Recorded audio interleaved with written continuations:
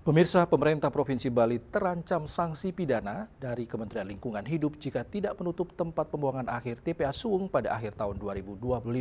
Untuk itu, Gubernur Bali Wayan Koster mengajak masyarakat untuk bekerja sama mengolah sampah organik dari sumbernya.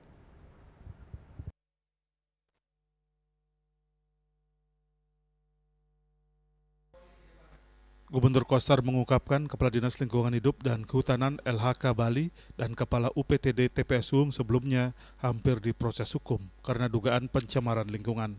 Koster pun meminta penundaan proses hukum dan Pemprov Bali diberi waktu hingga Desember 2025. Gubernur Koster mengungkapkan TPA Suung dinilai mencemari lingkungan karena masih menerapkan open dumping. Koster pun menegaskan Pemprov Bali tetap berprioritas pada upaya mengolah sampah berbasis sumber. Udah jalan banyak dia, udah sedang dikerjakan itu. Cepet, kayak di desa saya ada 20 coba kemarin dibuat. Iya. Itu menyelesaikan sampah organik dan hasilnya bisa dikembangkan untuk mendukung pertanian organik. Ternyata bisa. Kalau yang itu bisa, kenapa yang lain enggak? Kan sama aja. Ternyata di CPS 3R itu tidak semua mampu untuk mengolah Ya sampah di bergabung. Ya. Pasarnya kendalanya lahan, Pak. Pokoknya selesaikan. Ya nggak harus satu desa satu, bisa bergabung.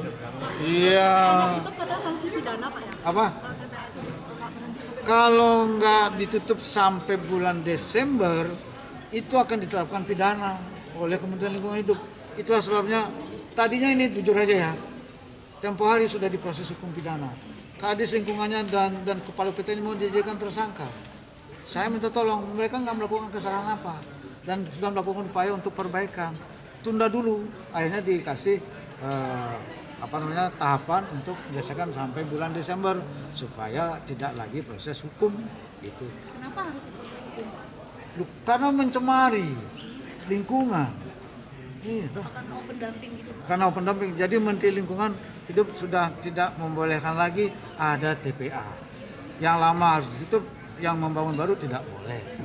Jadi udah tepat kita melakukan pengolahan sampah berbasis sumber, dipilah di rumah tangga.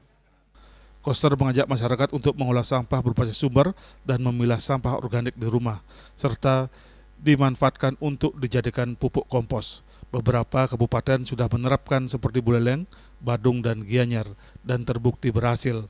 Langkah ini bisa dimanfaatkan untuk pendukung sektor pertanian. Desa Aryani, Bali TV.